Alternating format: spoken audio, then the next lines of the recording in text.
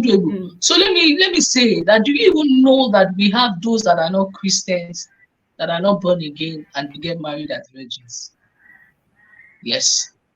Yes. Maybe family tradition, training, growing up, raising up, and all that. They've just been raised like that. They've come from a home where it's more like a value for them. Like, we keep ourselves. We're raised to keep ourselves like that. So it's doable. It's doable. And I want to say that you can actually make that decision, the decision for purity, even at this time. Make that decision. Yes, at this time, stand out. There is a beauty that comes with it. There is a respect. Yeah, let me say this. One of the things that was a driving force for me was because I kept hearing there's a respect that comes. There's a respect given to women. There's a respect, and I always remember there's a respect. There's a respect. There's this respect of, in the midst of everyone. I remember when I was serving in Kano, and some guy was like, "You went to Unilag?" I said, "Yes." So you went to Unilag? I said, "Yes, I went to Unilag." He said, I can't believe you went to Unilag, because we just talk now. And like, you went to Unilag. How many boyfriends do you have in Unilag? I said, none. I said, it's a lie. You didn't go to Unilag. I said, I went to Unilag. And the guy would just look at me, and we just go, and then just go, I can't believe you went to Unilag and you never had. Because, I can't believe you went to Unilag and you never had. You were an enigma. Like, you were an enigma to him. He was shocked. He couldn't hide it. Look at a beautiful girl like you go to Unilag, and I said, I did not, and I'm out. And, so it comes with a lot of respect. Till I left Kano, the guy just, since that day, the guy is Igbo, very randy kind of person. Randy guy, like, okay, one girl. So when he came close to me, and since that day, when he just sees me, the space, the respect. I won't forget the respect. And so, the respect, the way, the way they don't just, I have testimonies like that. I met another guy, and he'd be like, see, even after service here, years after service here, randomly, he would just look at me and say, you went to Unilag, and you didn't, you're supposed to have a series of boyfriends in this school. So it didn't happen. So, the way they just sit like, and I remember one of them saying was that I can't merge you with every other girl I've met. I can't put you in their circle. Yeah, I can't put you in their circle. You don't belong there. So you see men treat ladies like trash. No, I don't want to use the word trash now. I want to use the word cheap. You see them treat ladies like they are cheap and all that. And they meet one that just, in this world, someone I was serving in Kano, quite a lot of people, all the men around me kept coming and they were shocked. In fact, one of them said, it must be God that kept you. It happened. Wow. It happened. Wow. So that's to say that in the mind of a man, they're actually looking for that one person that stands out. Yes. Even the randy ones, the randy ones, the ones that want to be everything skirt, they are in their minds. They're like, can there still be somebody that would carry herself, carry her body? Yeah, carry her body, Those about to get married, teenagers, singles, need to know that you need to begin to carry yourself the way you want to be treated, the way you want to be addressed, the way. So when you don't need someone, you don't need someone to find a great guy. You don't need someone to find a good guy. You don't need someone to find a man that will carry you. Somebody said to me before marriage, why we still have so many people chasing around. They said, "Sure, I worship the very ground you walk on." Because he said, there are some things people be like, this is not normal. We've seen girls, and because of the kind of school we went to, blessing, because of the kind of school we went to. Yes. So It's very important that singles, particularly girls now, it is the standard that you set that a man will rise to. It is the standard that girl, Definitely. yes, that girl, it is the standard that girl sets that man will rise to. So while we were in Kano, the local government before my local government, yes. So the local government before my local government, the way. Oh, listen, I have a lot of stories for you. I don't know if your time will allow me. So the way youth service can be. The way youth service can be, that everybody's just on everybody's bed, everybody's just in everybody's bed. You can't, just like what we're talking about, because you can't hold yourself. You're in this guy's bed today. That guy is there servicing you all through the year. So I remember that in another local government, a friend of mine was sharing with me. He said that, just usual coppers runs and all that. And that one of the guy wants to sleep with the girl. The girl is a Christian. And all that. And that the guy really, really likes her. And that, so I now looked at him and said, so what did you tell her? He said he told the girl now that you are the one that will determine if this guy will touch you or not. True. This is a man telling, he said he told her that you don't need to be afraid of anything in any relationship. I know, in every relationship, you now looked at me, she said, in every relationship, it's actually the woman that dictates the pace. She's the one. She's the one. So, for ladies particularly, men will be driven by almost, it will come from men because their sex, they are moved by what they see and all that. But when the moment they meet you, the moment you accept the standard, like, no, I'm not like every other person, the man will respect himself. He will adjust. He will take dressing. Like we say in camp, he will take dressing. And he would earn your respect for life. He would earn your respect for life. So in a situation where that relationship does not end in marriage, you don't feel like a part of you is gone. You didn't lose much. Yes, your dignity is still there. Your dignity is still there. I read a book. Most of the time I don't remember this book, but I remember everything that stays with me just stays with me for life. And I remember one of the things that I would always remember then too, before getting married, is I would try and look for that book. One of the books I read, I kept repeating that into myself again and again while reading that book. And the guy said, for a lady, you don't want to be that girl, or you don't want to be that lady that long after the relationship is gone, the guy is still fantasizing about your mom, about your underwear, about the way you said, no, you don't want to be that woman that the guy is just there. I know what she sounds like. I know what I've seen the stretch, I've seen the bed marks. Yes, I've seen the bed marks. I've seen the curves. I've seen the color of her. Yes. You don't want to be that woman. You don't want to be on the list of the conquered ones.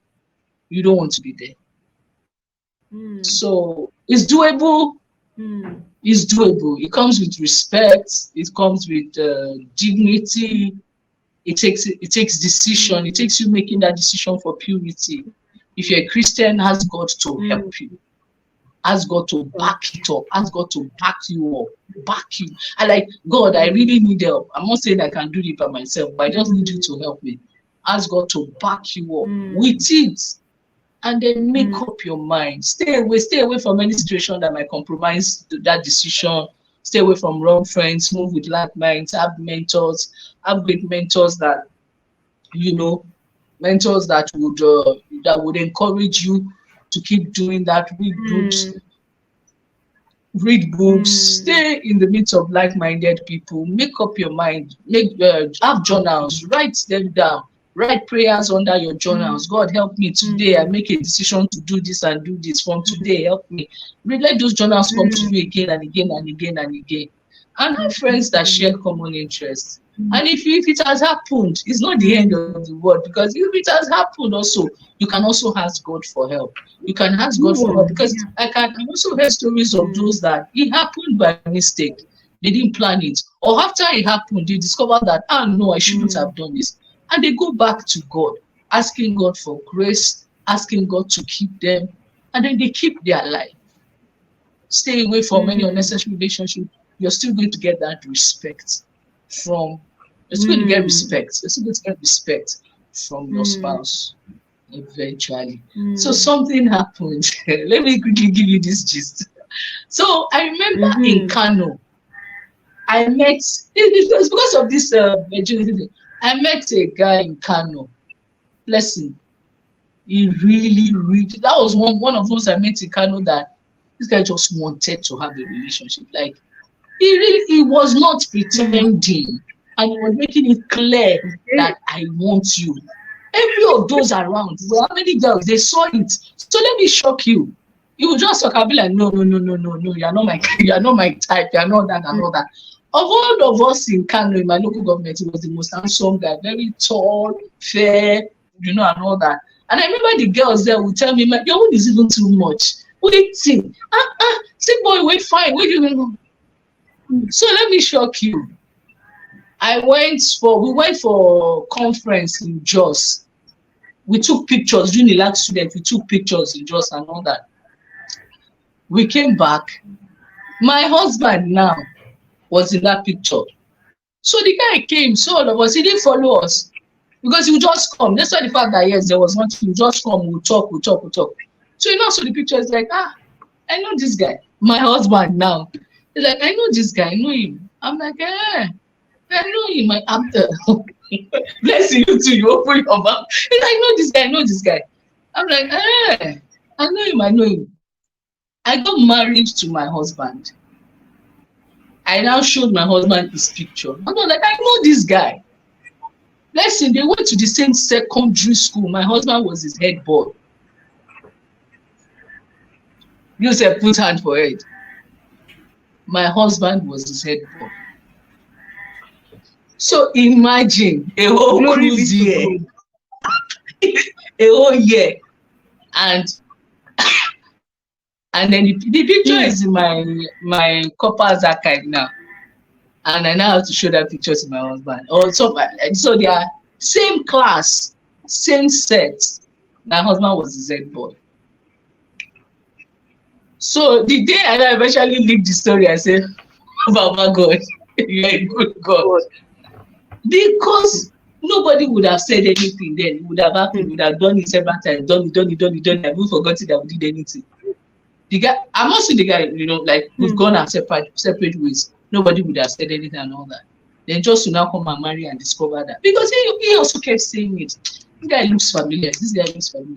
Just to now marry, I'm also be like, and I'll be like, so there may be peradventure somewhere tomorrow in the future. Reunion, secondary reunion, they now carry me go. Oh, she's your wife. Oh, she's your husband. Talk down Yiddish. So those things. That situation in marriage. Wow. Which there is nothing you want to say. There is like how many years? 1 year service here, you couldn't hold body. You could not hold body. 1 year service here. So there are lots of benefit that comes with this. So they can do it. Our singles can do it. God helping, they can. They can. Okay, I was just wanting to share something. As you were talking on the 6th question, I remembered that my sister, my immediate younger sister, my mom used to ask me after I got married, sure she's still a virgin, because my mom knew I married a virgin, and she had been drumming it in our heads from when we were in secondary school. And then my mom was asking, Blessing, help me ask your sister. Ask her, is she still a virgin? I don't trust her. Is she still a virgin? Help me ask her. But because my sister is more outgoing than I am, more playful, more friendly with boys. Boys are her friends. Why me? Boys were not my friends.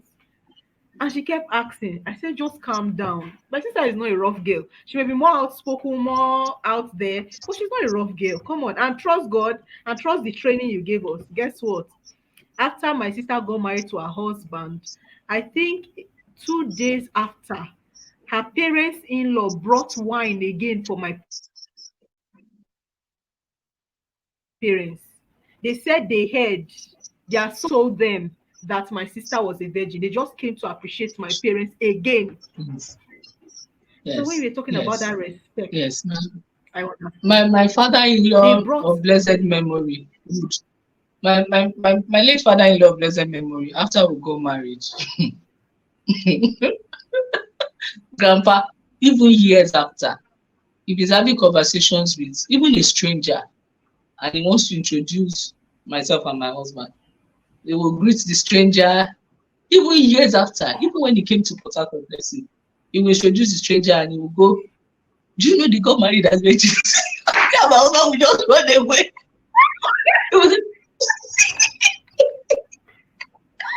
He was, do you know? Do you know? The man was too proud. After I got married, amazing. he went to my sisters. Ah, He went to my sisters. I remember Grandpa thanking them. wow. I said, years after, he will meet strangers. He will be having conversation with strangers. He will say, that's my son. That's my daughter. And my daughter. In fact, you say, don't call me your father-in-law. I'm your father. I'm your father. But I say, do you know that they got married as virgins? Wow. In the moment you say like this, my husband was just like this. Please let me going. Let me going. The man was too proud. Like he would say it Wow. with all confidence. Like Mm, I didn't just bring any girl home. mm, Like I did mm, not just. So mm. these things happen. These things are. I want to seriously stress that it's doable because most of the It's things we doable. hear now, blessing is that was dead. That was dead. No, I want to seriously stress it that it's not a place of all the things happening on social media. So you just cited the story of a prostitute, a guy, all the things happening on social media, sex tapes Mm, everywhere. It is mm, in fact that is what makes you mm. unique in this generation. That is what makes you. That is what makes men doff their heart for you in this generation. Because if in our own days in university, you can see five guys saying, hey, you did it. So now imagine what they will say Mm. now. You find somebody Yeah. that does it. Mm, Now, mm, because you'll be like, hey, no, it's not mm, possible. It's not possible. mm. And because even way back then for us, they felt it was a lie. They felt it was no, it's not possible, it's not possible. True. Because so now imagine if you Mm, do that, not even just for yourself, for posterity, for so and for the purpose that you can mm, also be able to stand and say, in my own time, they thought it was not achievable, and God helped me. mm. Because things will get Yes. worse since it will. Yes. So you Yes. stand as a role model, you stand as a Mm, mirror. You stand to say mm, like, okay, they do it now, I can do it. No, then it was bad. Now it's bad. mm. Then even when it's badder or worse, you will still find people God's grace is still standing for available. God. Mm, Yes. Those that will not bow. mm. So it's Amazing, possible. amazing. A big, big thank you, Mrs. Oluwa Sheun Ajani of Sheun Coaches. Guys, we need to appreciate this woman. Go to her page, sheuncoaches.ng on Instagram and go and Don't follow take her you on this and level. celebrate her. This is an amazing Yes. session. So rich, so full. And I'm sure everyone can find something they can get from this. I hear you Yes. talk about Yes. respect that you get from doing this and also knowing that it's doable. And like you said, that's a point that for everyone watching this, they must take to heart and know that it's possible. Because once you feel like it's not possible, you won't even put in the work. So, yes, it's Yes. possible. Thank you It's so possible. much, my dear friend You're welcome, sis. Oluwaseun. You're God welcome, bless sis. you. Thank you so much for creating this You're time. welcome. I'm You're going to welcome, stop sis. Great recording job. so that we can do our gist without anybody listening in. Great job. I also want to say great job. Great job, sis. More grace, more work, more Okay. strength in Jesus'